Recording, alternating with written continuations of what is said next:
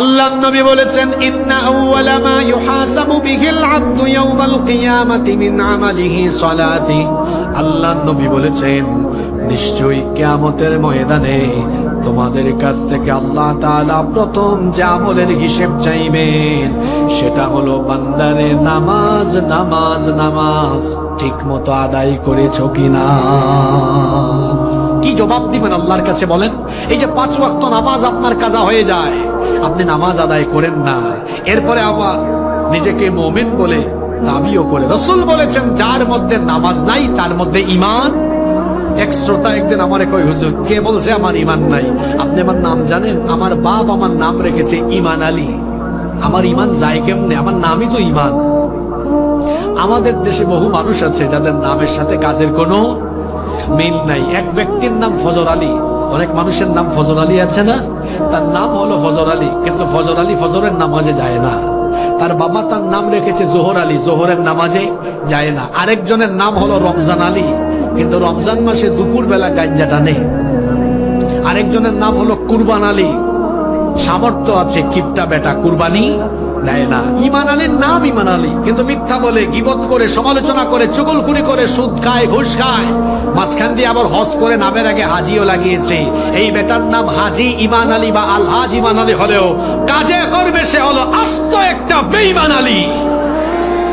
এইরকম বেঈমান আলী আমার সমাজে নাই গো, জোরে বলেন আছে না নাই? আল্লাহর নবী বলেছেন, বাইনাল আবদি ওয়া বাইনাল কুফরি তারকুস সালাহ। আল্লাহর বান্দা আর কাফিরের মধ্যে পার্থক্য হলো নামাজ ছেড়ে দেওয়া। এখন আমাদের মাহফিলগুলোতে প্যান্ডেল ভরপুর থাকে, মাহফিলে মানুষ বেশি, কিন্তু আজান হলে পরে মসজিদের কাতারগুলো পরিপূর্ণ করা যায় না। এগুলো হলো কিয়ামতের আলামত। আল্লাহ নবীর সময়ে আমার নবীর যে মসজিদ ছিল, মসজিদের নাম আপনারা জানেন, মসজিদে নববী। এখন মসজিদে নববী কত চমৎকার, কত সুন্দর, কিন্তু নবীজির সময়ে মসজিদে নববীর ছাদ ছিল খেজুর পাতার ছাউনি, নিচে কোনো কার্পেট ছিল না, দামি কোনো টাইলসও ছিল না।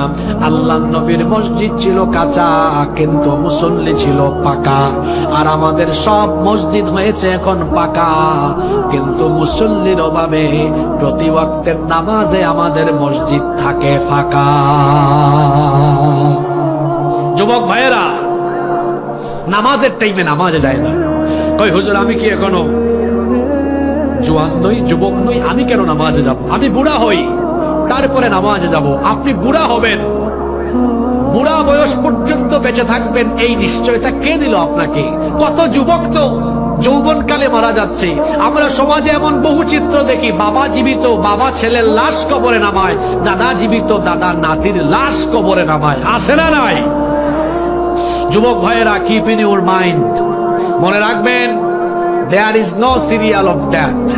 মৃত্যুর কোন সিরিয়াল, প্রথমে আসেন দাদা, তারপরে বাবা, এরপরে ছেলে, তারপরে দাদার ঘরে নাতি হয়।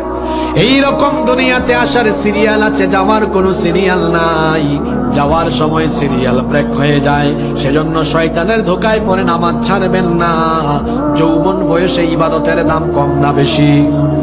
যৌবন বয়সের ইবাদতের 2টা বেনিফিট আছে। জোরে বলেন তো কয়টা?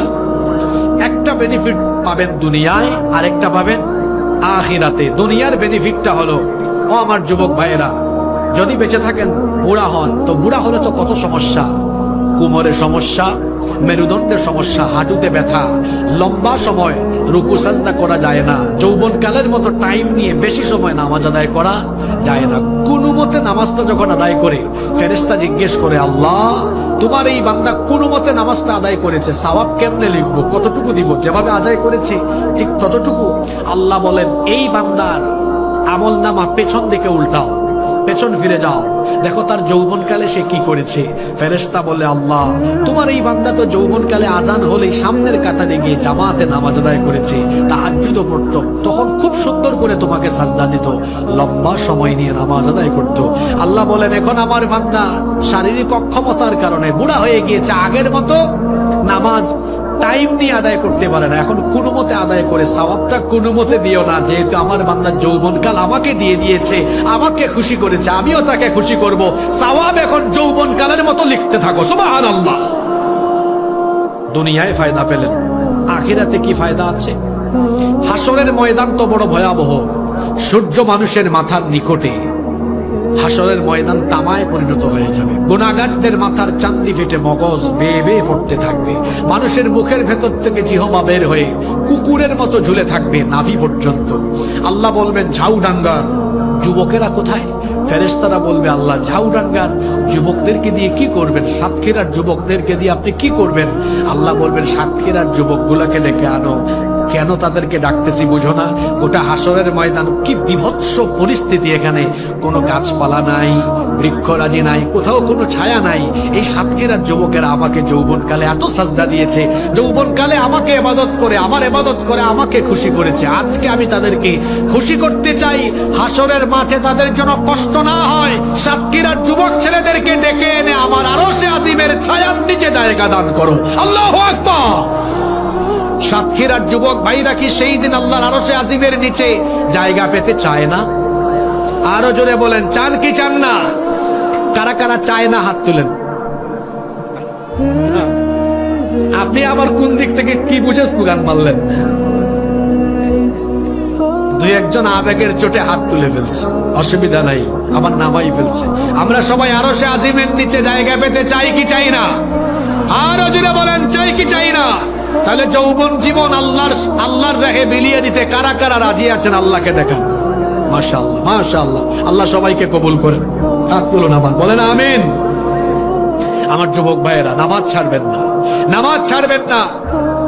এখানে আমার দিকে তাকান, এখানে যদি 5 জন ব্যক্তি পা থেকে এই এতটুকু এতটুকু বুক পর্যন্ত অংশ থাকে, অপূর্ণাঙ্গ অংশ, অপূর্ণাঙ্গ দেহ, তাদের মাথা নাই, কারো মাথা নাই, বলেন তো আপনারা এই 5 জন ব্যক্তির মাথা ছাড়া এই পা থেকে বুক পর্যন্ত এই অপূর্ণাঙ্গ দেহ দেখে সাথে সাথে কি তাদের পরিচয় পাওয়া যাবে? তাহলে বোঝা গেল 3.5 হাত বডির মধ্যে সবচেয়ে গুরুত্বপূর্ণ অংশ হলো এই মাথা। এটা থাকলে পরিচয় পাওয়া যায়। ইসলামের ইবাদতের মগজ হলো মাথা, হলো নামাজ। আসসালাতু হিয়া রাসুল ইবাদাহ। ইসলামের ইবাদতের মগজ বা মাথা হলো নামাজ। যেমনি ভাবে পা থেকে বুক পর্যন্ত এই অপূর্ণাঙ্গ অংশ থাকলেও ওই ব্যক্তির পরিচয় পাওয়া যায় না, ঠিক তেমনি ইসলামের ইবাদতের মগজ নামাজ বাদ দিয়ে অন্যান্য সবকিছু করে ওয়াজ মাহফিলের আয়োজক হয়ে, বক্তা হয়ে, তক্তা হয়ে, শ্রোতা হয়ে, আয়োজক হয়ে নামাজ বাদ দিলে নিজেকে প্রকৃত মুসলমান হিসাবে পরিচয় দেওয়া যায় না।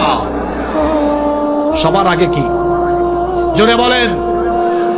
নামাজে গেলে আল্লাহকে সাজদা দেওয়া হয়। সাজদার টাইমে, নামাজের টাইমে আল্লাহকে সাজদা না দিলে খুশি হয় কে? জোরে বলেন, খুশি হয় কে? আমরা কি শয়তানকে খুশি করব? নামাজের টাইমে নামাজে গেলে খুশি হন কে? আমরা খুশি করব কাকে? জোরে বলতে হবে, কাকে? আল্লাহকে খুশি করতে হলে আজান হলে কোথায় যেতে হবে? এতদিন যা করার করে ফেলছি, ভুল করছি আমরা।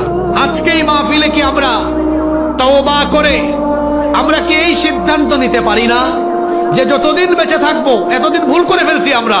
আমরা জানতাম না নামাজে না গেলে ইবলিস হাসে। আমরা জানতাম না। আজকে আল্লাহর নবীর হাদিস জেনেছি, নামাজে গেলে শয়তান কাঁদে, না গেলে শয়তান হাসে। আমরা এতদিন ভুল করেছি, কিন্তু আজকে তওবা করে আমরা কি আজকে এই নতুন সিদ্ধান্ত নিতে পারি না? নামাজের টাইমে নামাজ আদায় করে ইবলিসকে কাদায়া কাদায়া সাতক্ষীরা থেকে ইবলিসকে তাড়িয়ে দিব। পারবো? এই ওয়াদা করতে পারবো? কারা কারা রাজি আছেন? আল্লাহর হাতটা দেখানো। মাশাআল্লাহ, মাশাআল্লাহ। আল্লাহ সবাই হাত কবুল করেন। তাহলে 1 নাম্বার শয়তানি কাজ যেটা করলে শয়তান খুশি হয়, সেটা কি? আল্লাহকে সাজদা না দিলে, নামাজে না গেলে আমরা কি শয়তানকে খুশি করব? কাকে খুশি করব? সালাত কায়েম করো, সালাত কায়েম করো, হবে সম্মানী তুমি, হবে জান্নাতি তুমি, দেবে কাল হাসরে শীতল ছায়া আরশে আযীম। রব্বিয়াল আলা, রব্বিয়াল আযীম, রব্বিয়াল আলা, রব্বিয়াল আযীম। সুবহানাল্লাহ পড়েন।